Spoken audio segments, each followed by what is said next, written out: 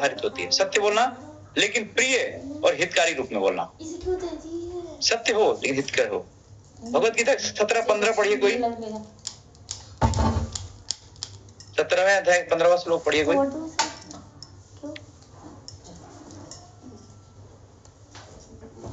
मेरी आवाज आ रही है सबको? है गुरु जी है तो, लेकिन पता नहीं कहाँ रख दी मम्मी। 15वां अध्याय गुरु जी। हाँ 17वां अध्याय 15वां श्लोक। हाँ 17 का 15वां। अनुदेव कर्म वाक्यम सत्यम विदेयतम चाहिए। टाइम कम रहता है, अनुवाद को डायरेक्ट पढ़िए। अच्छा, सच्चे भाने वाले हितकर तथा अन्य को शुद्ध न करने वाले वाक्य बोलता है और वैदिक साहित्य का नियमित पालन करना यही वाणी की तपस्या है। दोबारा बोले पढ़े? नहीं हो गया, ठीक है। तो जो वाणी सत्य, प्रिय और दूसरों के हित में हो, जिससे किसी को कष्ट न पहुंचे, वो वाणी की तपस्या कहलाती है।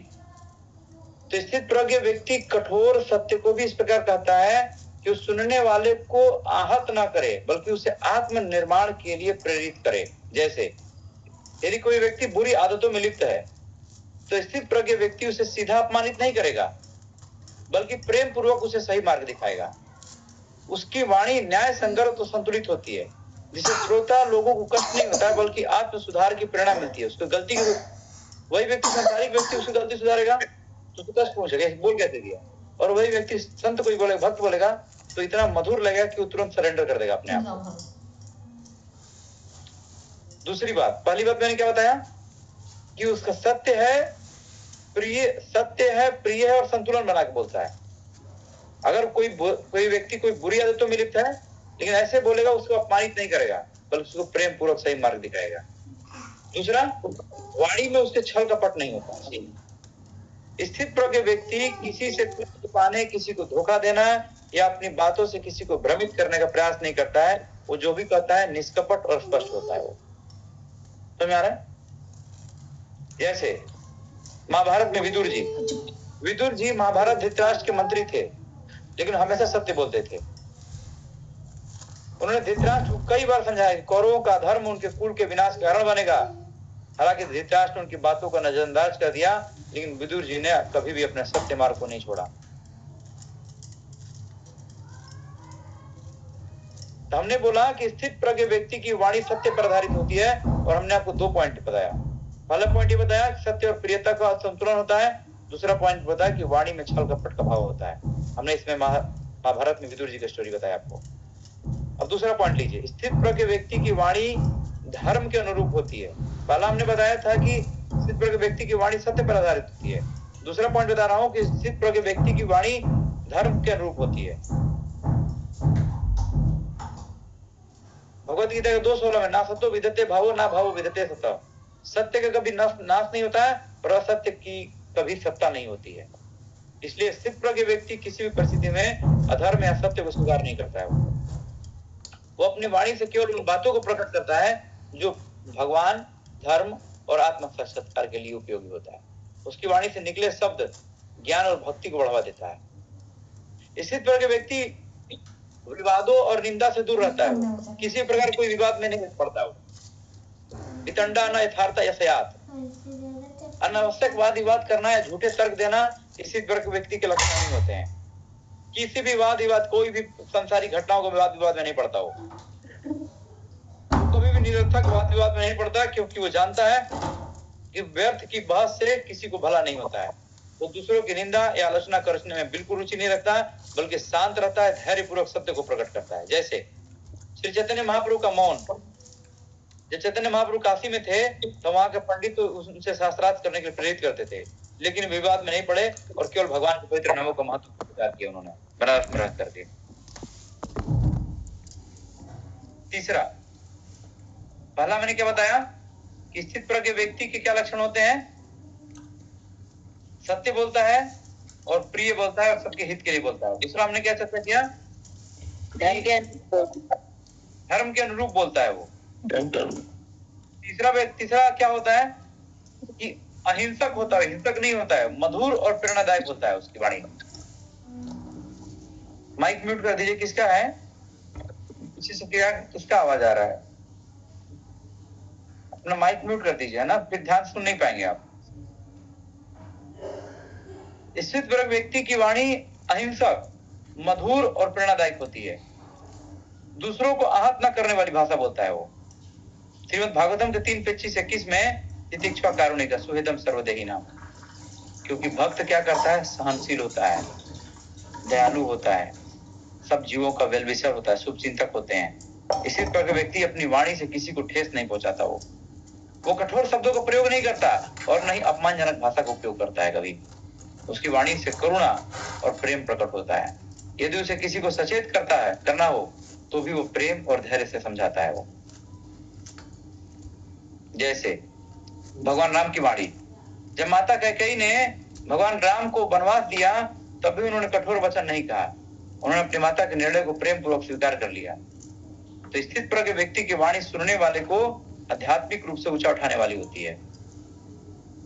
श्रीमद् भगवद गीता के 10:9 में 10 मचिदा मत गड़ा मधुबोध है तब परस्पर। भक्त लोग हमेशा क्या करते हैं? भगवान के बारे में चर्चा करते हैं, भगवान की कथाओं में ही आनंदित होते हैं। तो स्थित प्रज्ञ व्यक्ति की वाणी से प्रेरणा मिलती है। वो केवल भगवान, भक्ति और ज्ञान से जुड़ी बातें करता है। उसकी वाणी सुनकर लोग आत्म साक्षात्कार की ओर आगे बढ़ते हैं। हरिदास ठाकुर पूरे दिन हरिनाम संकीर्तन करते थे। उनकी वाणी इतनी मधुर और प्रभावशाली थी कि यहाँ तक कि जो लोग उन्हें नापसंद करते थे वो भी उनके अंततः भक्त बन जाते थे, है ना। एक राजा और एक ऋषि साधु की वाणी। एक बार एक जंगल में एक राजा जंगल में शिकार के लिए गया। वहां उसने एक साधु को ध्यान में लीन देखा। राजा ने उनका उपहास करके मजाक उड़ाया और कहा, क्या आप ध्यान करके सो रहे हैं क्या आप? साधु ने मुस्कुराते हुए बोला, राजन, जो अपनी इंद्रियों को जीत लेता है वो जागता है और जो संसारिक सुखों में लिप्त रहता है वो सोता है। तो राजा उनकी विनम्रता और मधुर वाणी से बड़ा प्रभावित हुए, उनसे क्षमा मांगी और उनका आध्यात्मिक ज्ञान प्राप्त किया। इस कथा से हमें शिक्षा मिलती है कि स्थित प्रज्ञ व्यक्ति कठोर शब्दों के बजाय बड़े ही मधुर और प्रेरणादायक वाणी का उपयोग करता है ना। तो हमने अभी तक आपको ये बताया कि सत्य और धर्म का पर आधारित होता है वो। स्थित प्रज्ञ व्यक्ति की वाणी सत्य पर आधारित होती है। जो भी बोलता है वो धर्म के अनुरूप बोलता है, किसी प्रकार का छल कपट या कपटयुक्त व्यवहार नहीं उसमें होता है। उसकी भाषा शुद्ध होती है।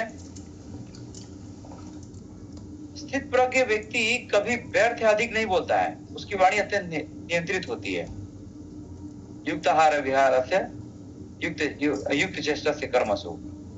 जो व्यक्ति संयम से खाता है, चलता है, बोलता है, वही वास्तव में योगी होता है। अनावश्यक वाद विवाद तर्क में नहीं उलझता हो। अनावश्यक तर्क में, वाद विवाद में नहीं उलझता है वो। समझ रहे हैं? वो बहुत,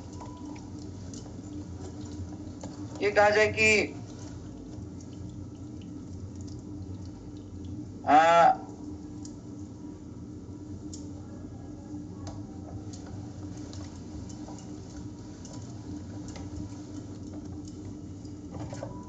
स्थित प्रज्ञ व्यक्ति की वाणी पूरी तरह से व्यर्थ बातों से मुक्त रहता है। वो जितना होगा उतना ही बोलेगा, लेकिन गंभीरता रहेगा, मर्यादा रहेगा, संयम में बोलेगा वो।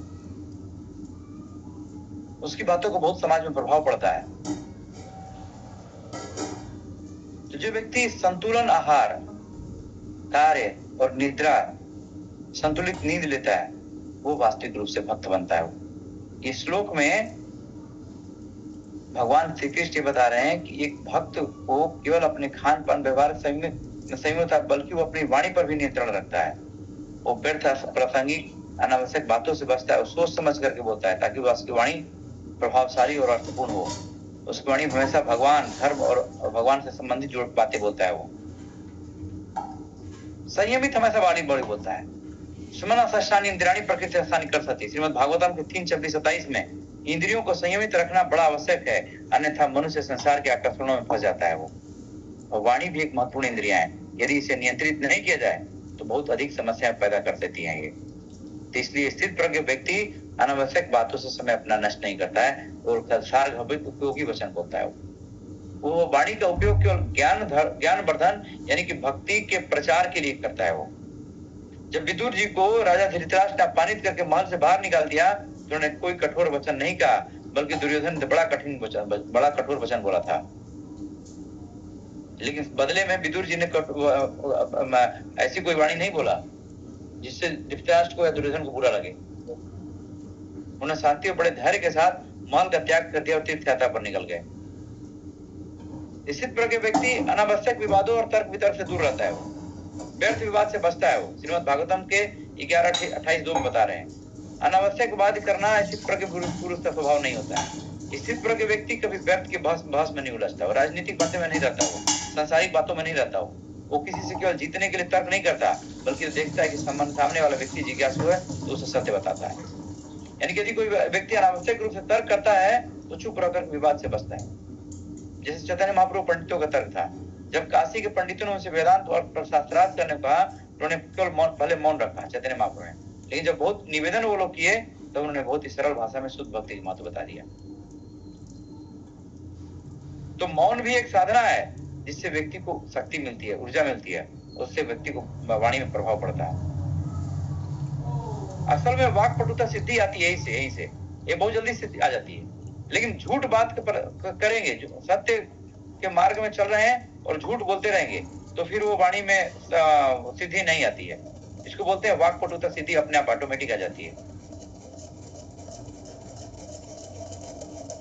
तो कई साधु लोग मौन व्रत रखते हैं ताकि वो व्यर्थ बोलने से बच जाते हैं। मौन से आत्म नियंत्रण और आध्यात्मिकता विकसित होती है। कई बार भक्तों को मना किया जाता है कि आप इतना प्रचार करके आए हैं, हरिनाम संकीर्तन करके आए हैं, तो आप बैठ करके बस में बैठे हैं तो कम से कम हरे कृष्ण महामंत्र जप करिए। फालतू बातें इधर उधर करते रहते हो, नुकसान किसका हो रहा है? आप ही को हो रहा है।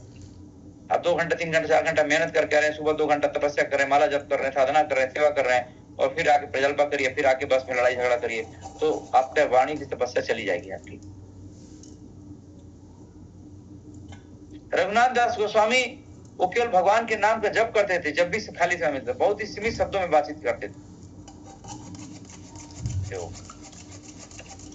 कई बार एक कथा आती है राजा और ज्ञानी की, राजा और संत की। एक राजा को हमेशा व्यर्थ बोलने की आदत थी, वो किसी विषय पर बिना सोचे समझे कुछ भी बोल देता था। एक दिन उसने साधु से पूछा, मुझे अपनी वाणी को नियंत्रित करने का उपाय बताइए। साधु ने मुस्कुरा कर कहा, राजन, एक कटोरी में थोड़ा पानी डालिए और उसे अपने मुंह में भर लीजिए, और जब भी आपको व्यर्थ बोलने का मन करे इसे पानी को गिरने मत दीजिए। तो राजा ने यह उपाय अपनाया और धीरे धीरे उसने सीखा कि कब बोलना चाहिए और कब चुप रहना चाहिए। तो इस कथा से हमें सीख मिलती है कि संयमित वाणी से व्यक्ति का सम्मान बढ़ता है और उसकी बातों का प्रभाव ज्यादा पड़ता है।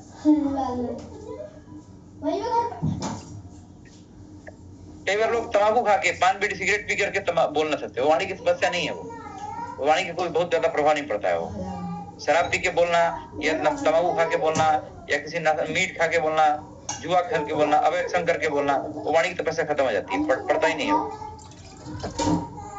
वो व्यर्थ का जीवन जीता है वो व्यक्ति।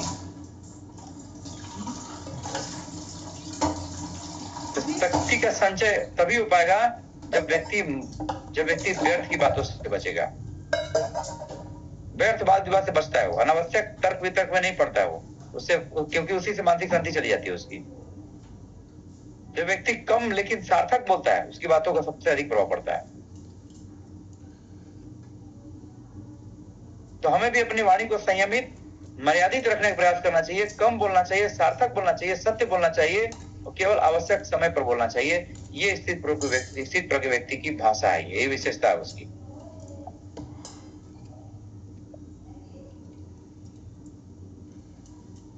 है ना? तो हमने पहला क्या बताया, स्थित प्रज्ञ व्यक्ति क्या लक्षण होते हैं कि सत्य और धर्म पर आधारित होती है। दूसरा हम लोग चर्चा किए कि स्थित प्रज्ञ व्यक्ति कभी व्यर्थ अधिक नहीं बोलता, उसकी वाणी बड़े नियंत्रित होती है, अनावश्यक वाद विवाद या तर्क से नहीं उलझता है वो। और तीसरा बात जो चर्चा कर रहे हूं कि प्रिय, हितकारी और बड़ा संतुलित शब्द बोलता है। उसकी वाणी में करुणा होती है, उसकी वाणी में दया होती है, उसकी वाणी में सहानुभूति होती है। वो किसी को अपमानित करना या नीचे करने की प्रवृत्ति से नहीं बोलता कभी वो, है ना।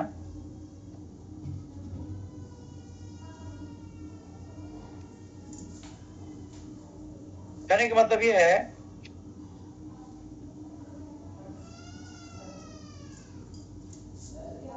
कि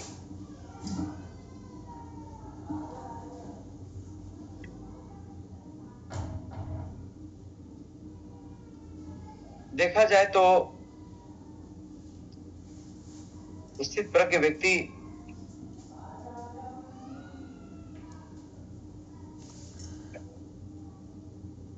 ऐसे व्यक्ति, स्थित प्रज्ञ व्यक्ति से जब कोई सुनता है ना, तो बहुत जल्दी उसके जीवन में रिवोल्यूशन आता है, क्रांतिकारी आता है, उसके जीवन में क्रांतिकारी प्रभाव पड़ता है उसके जीवन में, क्योंकि इसकी वाणी में करुणा होती है, दया होती है और सहानुभूति होती है उसकी वाणी में।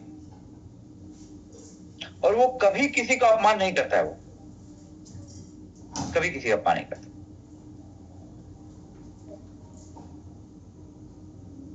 भगवत गीता 17:15 में अनुद्वेग करम वाक्यम सत्यम प्रियम हितम चाहिए तो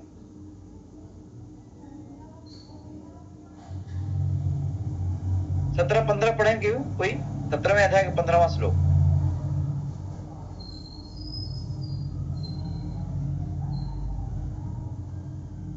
तो पढ़ रहा है कोई? 17वां अध्याय का 15वां श्लोक पढ़िए। हरे कृष्णा प्रभु जी। हाँ जी। अनुद्वेग करम वाक्यम सत्यम प्रिय हितम चयत स्वाध्यायाभ्यसनम चैव वानज्ञम तप उच्यते। हाँ, अनुवाद पढ़िए उसका। सच्चे भाने वाले हितकर तथा अन्यों को शुद्ध न करने वाले वाक्य बोलना और वैदिक साहित्य का नियमित पारायण करना, यही वाणी की तपस्या है।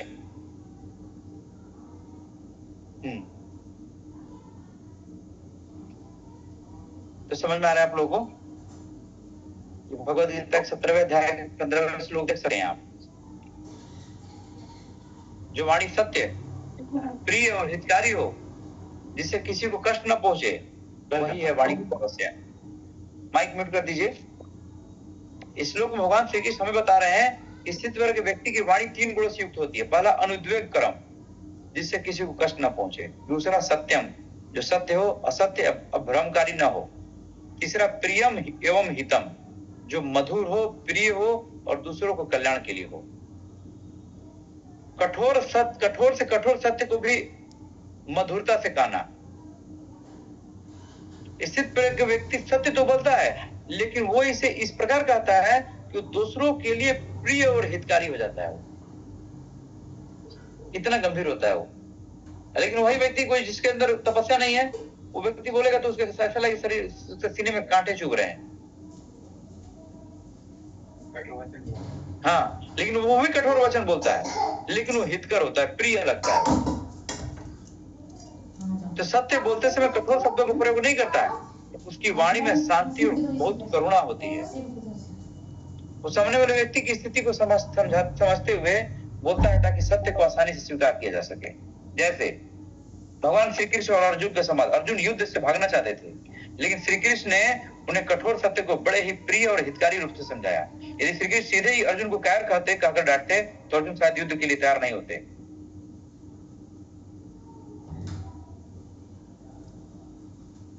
श्रीमद् भागवतम से करुणा और सहानुभूति की वाणी बताइए, समझिए आप। श्रीमद् भागवतम के 3:25-21 में करुणा और दया से युक्त वाणी को समझिए। तितिक्षा कारुण्य का सुहृदम सर्वदेहिना।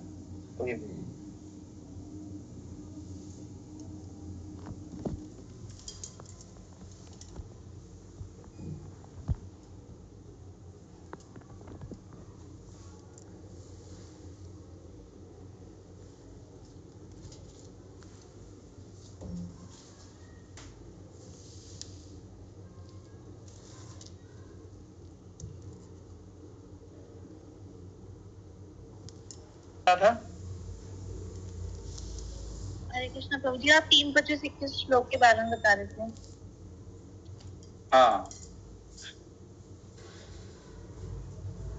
स्थित वर्ग के व्यक्ति की वाणी में सहनशीलता, दयालु, प्रीचिंग स्पिरिट और सबका वेल विशर होता है। वो स्थित वर्ग व्यक्ति की वाणी करुणा से भरी होती है। वो दूसरों की कमजोरियों का मजाक नहीं उड़ाता है। वो किसी को नीचा दिखाना या अपमानित करने के उद्देश्य से कुछ नहीं कहता है। वो सहानुभूति से भरी हुई वाणी बोलता है, जिससे लोग उसके शब्दों से प्रेरित होते हैं।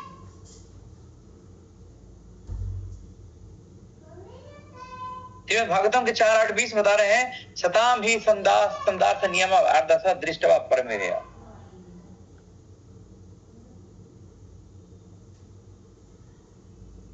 तो साधु की वाणी और आचरण दूसरे लोगों के लिए बड़ा आदर्श होते हैं। स्थित प्रज्ञ व्यक्ति की वाणी संतुलित होती है और वह न तो अधिक बोलता है और न ही कम बोलता है। जरूरत पड़ता है तो धर्म के लिए ही केवल बोलता है। वो अपने शब्दों को सोच समझ करके चुनता है। वो उसकी वाणी में से कभी कटुता नहीं झलकती है, बल्कि मधुरता और करुणा झलकती है। जैसे हमने बताया था अभी थोड़ी देर पहले कि जब धृतराष्ट्र को विदुर ने समझाया कि उन्हें अधर्म के मार्ग को छोड़ देना चाहिए, तो उन्होंने कठोर शब्दों का प्रयोग नहीं किया, बल्कि प्रेम और करुणा से उन्हें धर्म का मार्ग दिखाया। तो प्रिय हो, हितकारी हो। चैतन्य महाप्रभु जब चैतन्य महाप्रभु ने कलयुग के लोगों के लिए हरिनाम संकीर्तन का उपदेश दिया, तो उनकी वाणी में अपार करुणा थी। उन्होंने कभी भी कठोर शब्दों का प्रयोग नहीं किया, बल्कि अपनी वाणी से लोगों के हृदय को ही पिघला दिया। उन्होंने लोगों को भक्ति का मार्ग, सरल मार्ग दिखाया। उन्होंने प्रेम पूर्वक भगवान के नाम जप करने के लिए प्रेरित किया। जब जगाई और मधाई ने उनका अपमान किया, तब भी उन्होंने उन्हें प्रेम से क्षमा कर दिया और केवल हरिनाम का जप करने को उपदेश दिया। एक कथा आती है, एक राजा ने एक साधु से पूछा, वाणी का सही प्रयोग कैसे किया जाए? तो गुरुजी बोले कि राजन, क्या तुमने कभी मधुमक्खी और मक्खी को देखा है? राजा ने कहा, हाँ देखा है। मधुमक्खी शहद बनाती है और मक्खी गंदे पर बैठती है। साधु ने कहा, जो व्यक्ति मधुमक्खी की तरह केवल मधुर और हितकारी बातें करता है, वो सारे लोग सम्मान देते हैं, लेकिन जो मक्खी की तरह दूसरों की बुराई खोजता है, उसकी कोई इज्जत नहीं करता है। समझ में आ रहा है? जो मक्खी की करता है। इस कथा से हमें यह सीख मिलती है कि हमारी वाणी संतुलित, प्रिय और हितकारी होनी चाहिए। कैसा होना चाहिए? मधुर हो, हितकारी शब्द हो, दूसरों को सही मार्ग पर चलने के लिए प्रेरित करे, प्रिय वचन से प्रेम बढ़ता है और समाज में सौहार्द, आपसी तालमेल बना रहता है। संयमित बोलता है, संतुलित बोलता है, जिससे मन की शांति बनी रहती है, आध्यात्मिक मार्ग में प्रगति करता है। तो जो व्यक्ति सोच समझ कर बोलता है, उसकी वाणी बहुत प्रभाव डालती है। तो हम लोगों को भी यही अभ्यास करना चाहिए कि वाणी को प्रिय बोलें, हितकारी बोलें, संतुलित बनाने का प्रयास करना चाहिए और सत्य को ऐसा कटना चाहिए, कठोर न लगे, बल्कि उसमें प्रेम और करुणा के साथ कहा जाए, ताकि वो दूसरों को प्रेरणादायक बन सके। हो ना?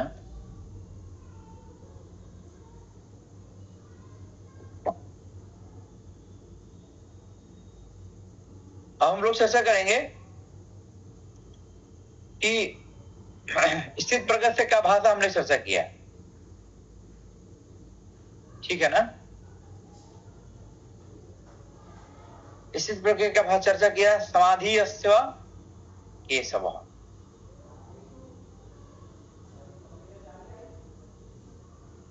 स्थितम किम प्रभासेत,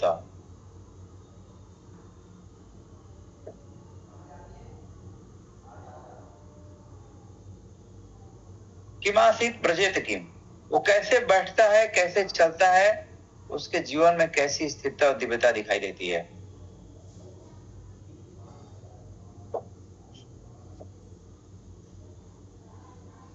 हमने चर्चा किया ऐसे लोगों, स्थित प्रज्ञ से भाषा कैसी होती है क्या वो सामान्य लोग तरह बोलता है या उसकी वाणी में कोई विशेषता होती है?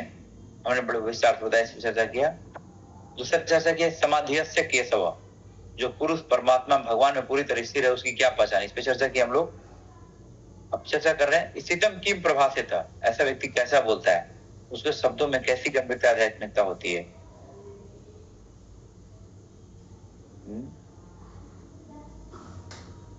तो हमने अभी तक क्या क्या चर्चा की, बताइए, कौन बताएंगे आप में से?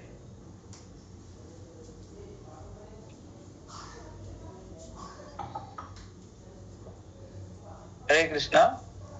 आज बड़ी शांति लग रही है, मुझे कोई पता नहीं चल पा रहा है आप लोग सुन भी रहे हैं नहीं सुन रहे हैं।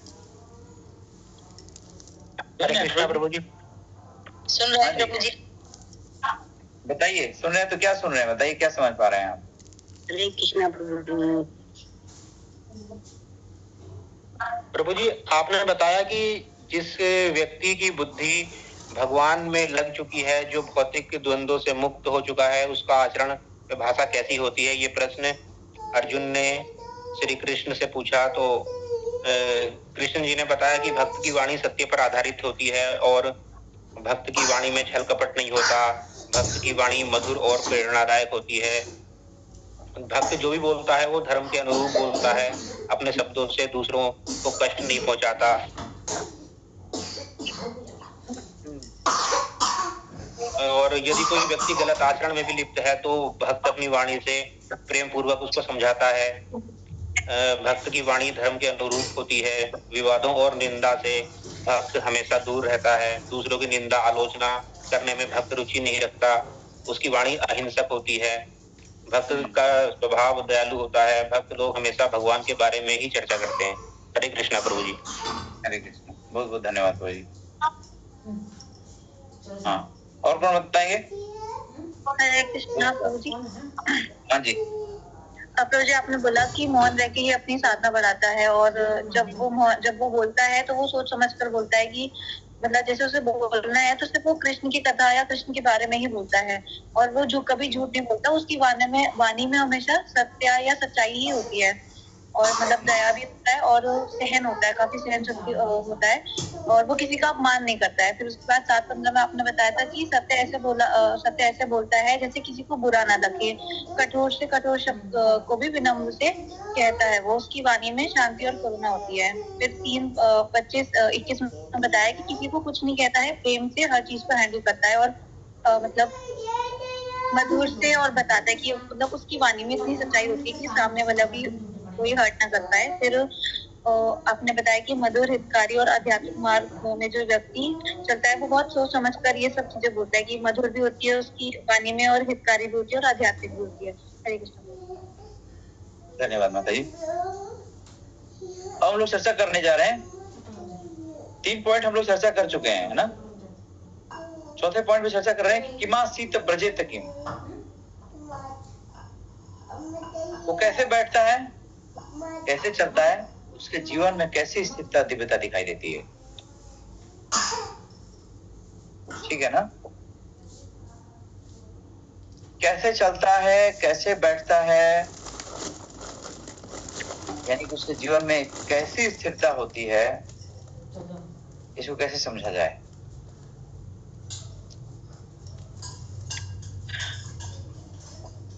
ये तो अभी प्रश्न चल रहा है, उत्तर तो अभी आगे है। 2.55 से शुरू हुआ है और 72 तो गया है। भगवान आंसर किया, अभी तो प्रश्न है। ये अर्जुन के प्रश्न कैसे है ना। तो 4 पॉइंट हम लोग चर्चा करने जाते हैं। चौथे पॉइंट हम लोग चर्चा कर रहे हैं। भगवत गीता के अनुसार स्थित व्यक्ति का जीवन बड़ा स्थिर होता है, संतुलित होता है। उसकी चेष्टाएं, उसका बैठना, उसका चलना बोलना सब कुछ दिव्य होता है। ना तो भौतिक संसार में बहुत आसक्त होता है और नहीं किसी प्रकार की अस्थिरता उसमें देखी जाती है। हमेशा वो स्थित प्रज्ञ, मतलब चंचलता नहीं रहता है उसके अंदर। बाह्य परिस्थितियों से अप्रभावित रहता है वो। भगवत गीता 2.56 में दुख स्वेन उद्विग्न मना सुखेषु विगत स्पृह वीतराग भय क्रोध स्थित धी मुनि रुच्यते। जो व्यक्ति दुख से विचलित नहीं होता और सुख में आसक्त नहीं होता, उस व्यक्ति को क्या कहते हैं? स्थित प्रज्ञ कहते हैं।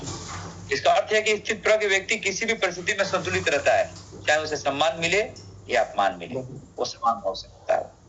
चाहे कोई कठिनाई आए या सफलता मिले, वो हमेशा शांत बना रहता है। तो उसके बैठने, चलने और सारी चेष्टाओं से दिव्यता प्रकट होती है। साधु की स्थिति, स्थित प्रज्ञ की चाल और व्यवहार कैसा होता है? श्रीमद् भागवतम की 11:19-36 में समाहिता सर्वभूतेषु यह पश्यति आत्मना स्थितम। जो व्यक्ति सारे जीवों में परमात्मा को देखता है, वो व्यक्ति वास्तविक रूप से स्थित प्रज्ञ बोलते हैं उसको। स्थित प्रज्ञ व्यक्ति का चलना और बैठना बड़ा शांतिपूर्ण मर्यादित होता है। वो व्यर्थ भागदौड़ में नहीं उलझता है। वो लोग व्यर्थ भागदौड़ करते हैं और साधु लोग वहां जाते हैं, वहां भागदौड़ करते हैं जहां भगवान के संदेश का प्रचार करते हैं। वो लोग चलते हैं तो केवल भगवान के मंदिर या प्रचार के लिए चलेंगे केवल हरिनाम संकीर्तन के लिए, भगवान संबंधित कार्य के लिए चलेंगे, केवल मंदिर बनाने के लिए। कहां जमीन मिलेगा, कहां भागदौड़, संसार की तरह भागदौड़ में नहीं रहता है वो। यहाँ एक मकान है, वहां मकान है, फिर तीसरा मकान में चक्कर में पड़े हुए हैं, ऐसा नहीं रहता है समय। वो केवल भगवान के मकान के लिए दौड़ता है। वो व्यर्थ भागदौड़ नहीं करता, वो दिखावे के लिए नहीं चलता है, वो बल्कि आत्म साक्षात्कार की अवस्था में रहता है। वो उसकी उपस्थिति मात्र से वातावरण पवित्र और शुद्ध हो जाता है। राजा जनक जो कि एक स्थिर प्रज्ञ पुरुष थे, राजमहल में रह करके बैरागी थे, वो पूरी तरह से बैरागी थे। वो राज सिंहासन पर बैठ करके आसक्त नहीं थे, वो संसार में रहते उससे परे थे। वो उनकी चाल ढाल, उनके बैठना, उनके उठने में बड़ी दिव्यता थी, जिस लोग उन्हें देखकर ही प्रेरित होते थे। चैतन्य महाप्रभु का आचरण देखिए, जब वो चलते थे तो अत्यंत ध्यान मुक्त रहते थे। उनका बैठना, उनका ध्यान, उनका उठना ध्यानपूर्ण दिव्यता से भरा था। वो हमेशा भगवान के नाम का जप किया करते थे और उनका हर एक कार्य भगवान चिंतन से उत्पन्न था। जब वो किसी सभा में बैठते थे तो उनकी स्थिरता और गंभीरता देखकर लोग स्वतः ही प्रभावित हो जाते थे। एक प्रभुपाद जी कीर्तन किए बैठ करके, तो क्या लोग प्रभुपाद जी को देखने लोग आए हैं, ये कैसे चलते हैं। वो देखा है कीर्तन आपने?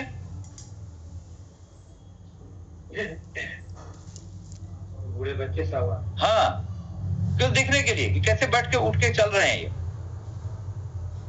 एक बार एक राजा ने एक संत से पूछा, गुरुदेव, स्थित प्रज्ञ व्यक्ति की पहचान क्या है?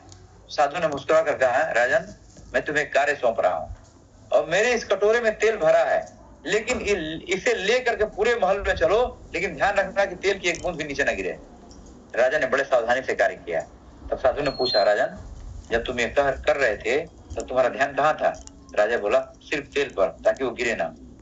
साधु ने कहा, बस यही स्थित प्रज्ञ पुरुष का लक्षण होता है।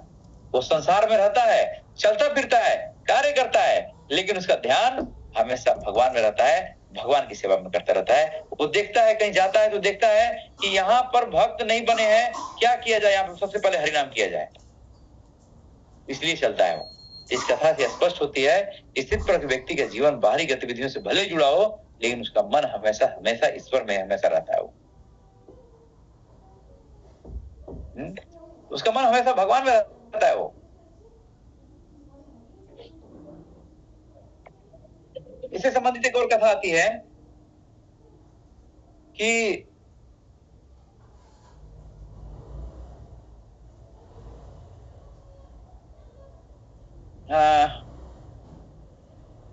एक बार की बात है, राजा दशरथ अपने गुरुदेव महर्षि वशिष्ठ के पास गए और पूछे, राजा दशरथ महर्षि गुरुदेव से, हे गुरुदेव, स्थित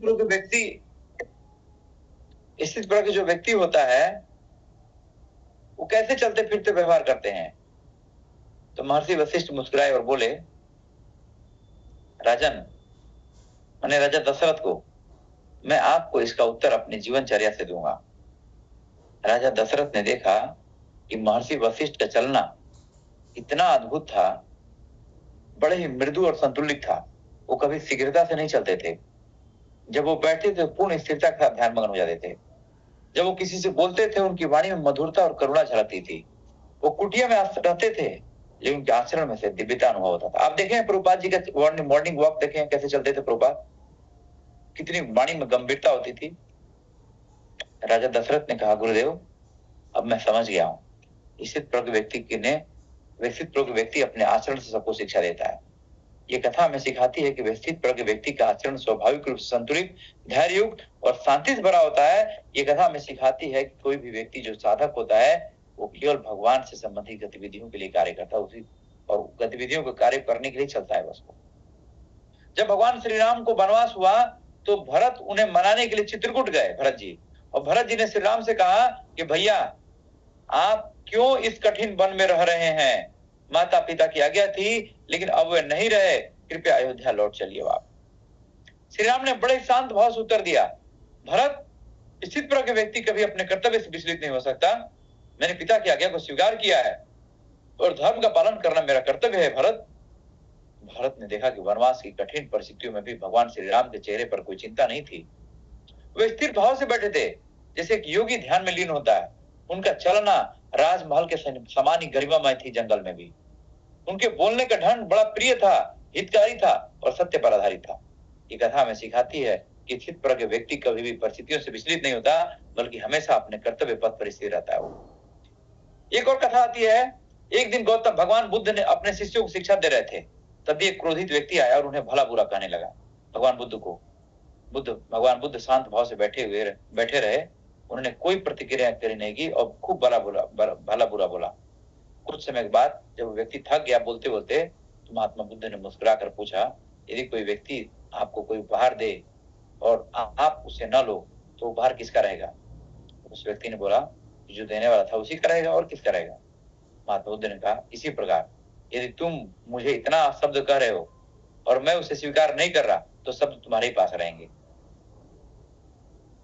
समझ आया आपको? क्या समझ आया? कोई अगर बुरा वाला कह रहा है तो वो शब्द उसी के पास रहेंगे ना, उसका वजन वेट होता रहेगा। हाँ, तो बड़े ही प्रेम शब्द में, हालांकि साधु ने प्रतिकार नहीं किया, गाली के जवाब गाली से नहीं दिया, लेकिन बस मौन रह करके ही जवाब दे दिया, क्योंकि वाणी उसी के पास चली गई। देखिए कैसे स्थिति को कंट्रोल करता है साधु। यदि तुम आप शब्द कह रहे हो और मैं उसे स्वीकार नहीं कर रहा तो वे शब्द तुम्हारे ही पास रहेंगे। समझ में आ रहा है आप सबको? कैसे ऑब्स्टेकल, कैसे परेशानियों को आप सामना कर सकते हैं? तो शब्द उसी को हो जाएंगे। कई बार हम ना बहुत गुस्से में हो जाते हैं और जैसे को तैसा टीट फॉर टैट बोल देते हैं। एक गाली को सुना तो 10 गाली हम दे देंगे। नहीं, इसी प्रकार के व्यक्ति के लक्षण नहीं होते हैं। तो क्या करता है वो मौन धारण कर लेता है।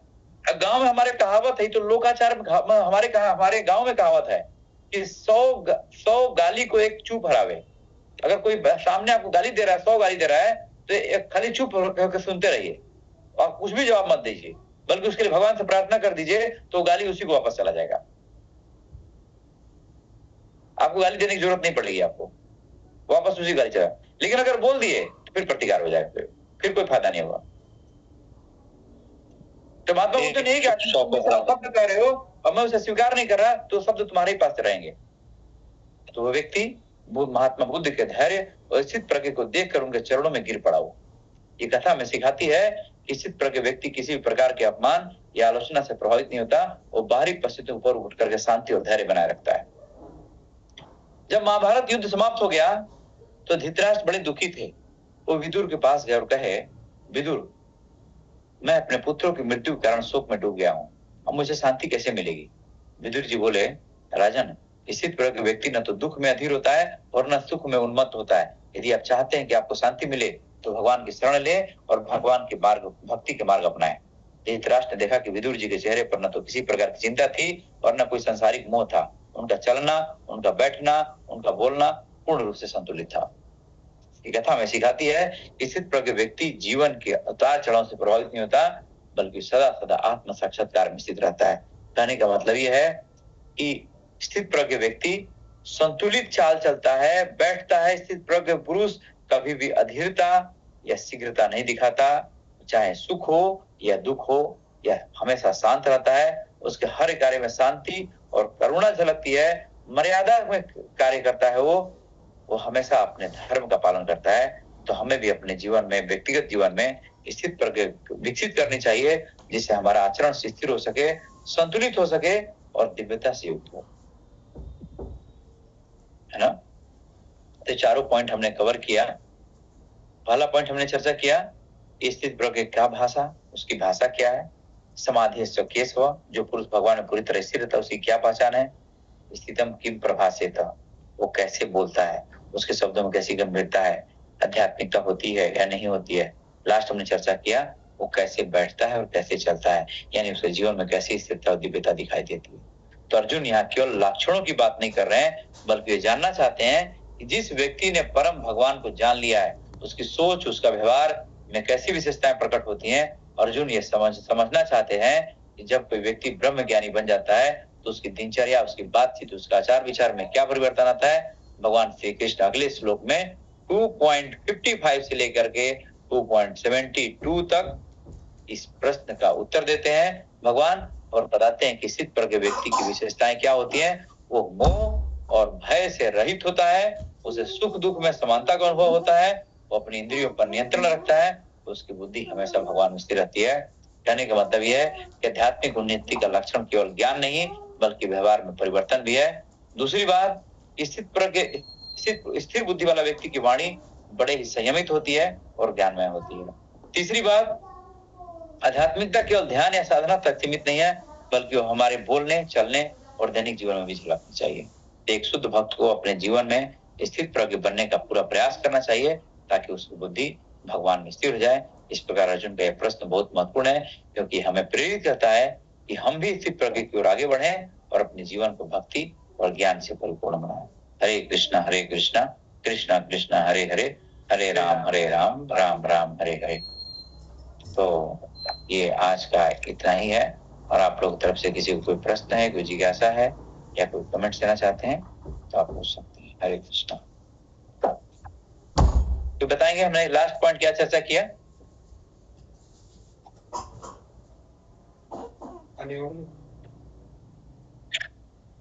दूध नहीं चाहिए, दूध चाहिए, नहीं चाहिए। तो बताएंगे हमने क्या क्या चर्चा किया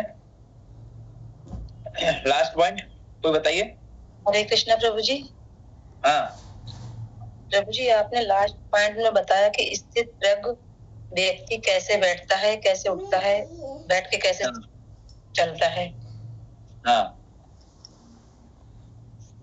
फिर प्रभु बात का आपने उदाहरण दिया प्रभु जी।